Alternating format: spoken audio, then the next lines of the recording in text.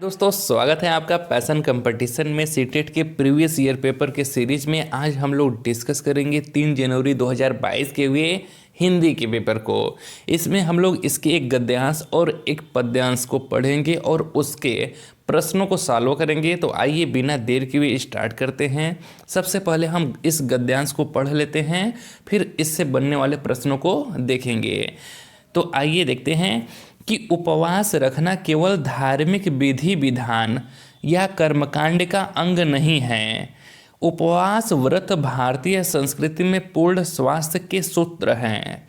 ऋतु परिवर्तन के समय व्रत इसलिए रखे जाते हैं कि बदलते मौसम में कई किस्म की बीमारियां आती हैं।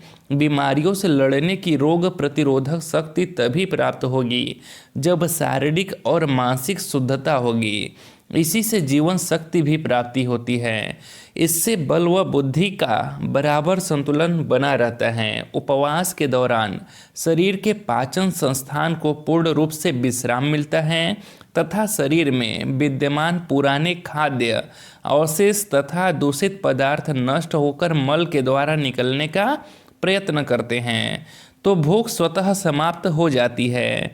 अतः उस समय उपवास करना अनिवार्य हो जाता है। भोजन लेने से तीव्र निष्कासन क्रिया रुक जाती है। भूख न रहने पर भोजन न किया जाए तो पूर्ण रूप से शारीरिक सफाई होकर रोग का कारण जड़ से समाप्त हो जाता है।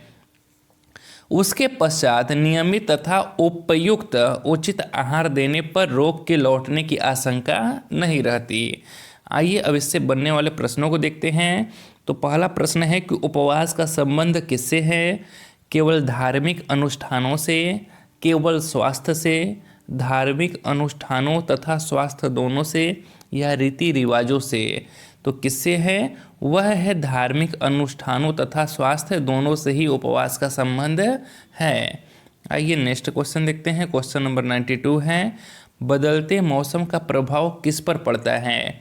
स्वास्थ्य पर, धार्मिक विधि विधान पर, केवल पाचन शक्ति पर, या हृदय पर?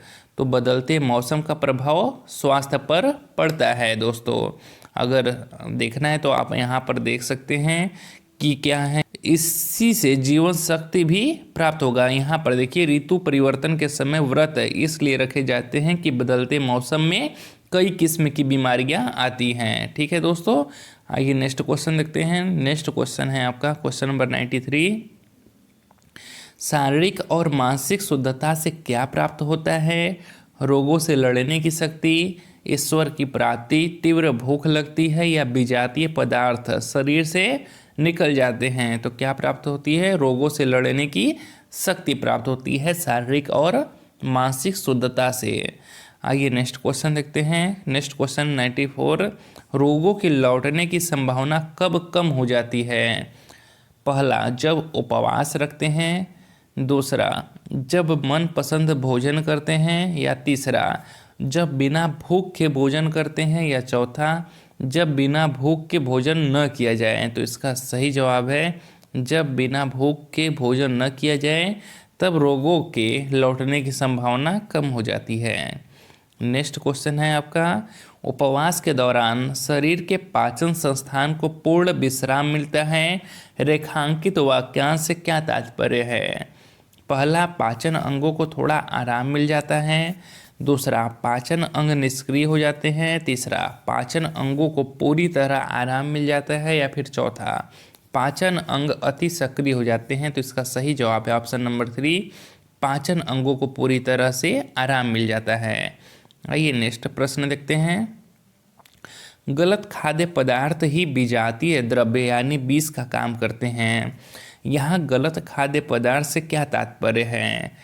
पहला, जो पदार्थ खाने योग्य नहीं होते हैं। दूसरा, जो पदार्थ शरीर को हानि पहुंचाते हैं। या तीसरा, जो पदार्थ खाने योग्य होते हैं। या चौथा, जो पदार्थ शरीर को लाभ पहुंचाते हैं। तो इसका सही जवाब है जो पदार्थ शरीर को हानि पहुंचाते हैं।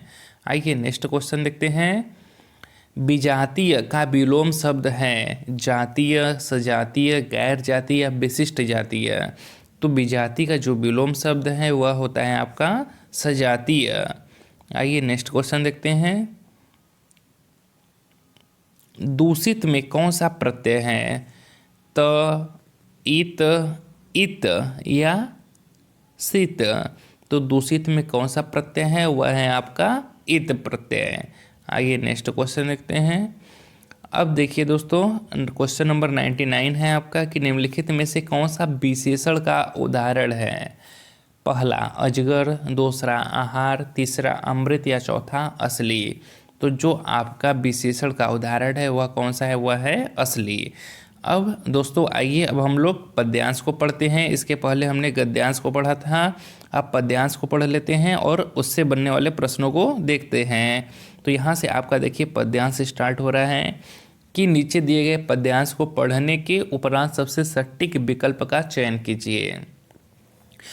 आज जब पहली बार एक तरह से पहली बार आया है तुम्हारा खत, जम्मू की किसी कॉलोनी से तो लग रहा है क्यों आया है तुम्हारा खत। बुरी तरह भीगा हुआ अटा हुआ कुछ कुछ, आखिर क्यों लिखा है तुमने कि पता नहीं कभी, फिर हो भी सकेगा कि नहीं तुम्हारा वही पता, वही ठिकाना जिस पर खत लिखने की आदत है मुझे। बड़ा मुश्किल है न बढ़ती हुई उम्र में आदत का बदल देना, और आदतें भी जबकि हमारी बहुत अपनी होकर रही हो। तो आइए दोस्तों अब इसके बनने वाले प्रश्नों के उत्तर को देखते हैं। तो कविता में किस आदत की बात कही गई है? पहला परिवार के साथ पहाड़ों पर घूमने की, दूसरा दोस्तों के साथ सैर करने की, या तीसरा प्रतिदिन पत्र लिखने की, या चौथा पते विशेष पर पत्र लिखने की। तो इस पद्यांश के आधार पर कविता में पते विशेष पर पत्र लिखने की आदत की बात की गई है, तो ऑप्शन नंबर 4 सही हो जाएगा। आइए नेक्स्ट क्वेश्चन देखते हैं। नेक्स्ट क्वेश्चन है आपका, आदतों को बदल देना कठिन है क्यों? आदतों को बदल देना क्यों कठिन है? पहला, आदतों का प्रभाव जीवन पर नहीं पड़ता, या आदतों के कारण सारे कार्य शीघ्र होते हैं, या आदतें व्यक्तित्व का अभिन्न हिस्सा होती हैं, या आदतों को कभी बदला नहीं जाता। तो इसका सही जवाब है कि जो आदतें होती हैं वह व्यक्तित्व का अभिन्न हिस्सा होती हैं। आइए नेक्स्ट क्वेश्चन देखते हैं।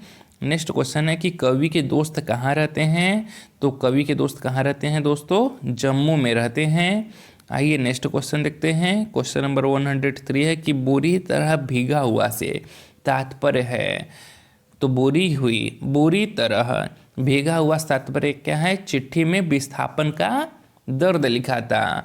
कश्मीर के बिगड़े हालातों के कारण सबको अपना घर और गांव वहां से छोड़ना पड़ रहा था, तो उसी आधार पर यह पूरा पद्यांश लिखा गया है, जिसमें क्या चिट्ठी में विस्थापन का दर्द लिखा गया है। आइए नेक्स्ट क्वेश्चन देखते हैं। कविता में किसका स्वर प्रमुखता से सुना जा सकता है? तो किसका सुना जा सकता है? वह है घर वापसी न होने की पीड़ा का। आइए नेक्स्ट क्वेश्चन देखते हैं। क्वेश्चन नंबर 105 है, कुछ शब्द युग्म हैं। तो यह कैसे शब्द युग्म है? यह आपके पुनरुक्त शब्द युग्म है, क्योंकि एक ही शब्द की बार बार पुनरावृत्ति हुई है। अगर वीडियो अच्छा लगा हो तो वीडियो को लाइक और चैनल को सब्सक्राइब करिएगा दोस्तों।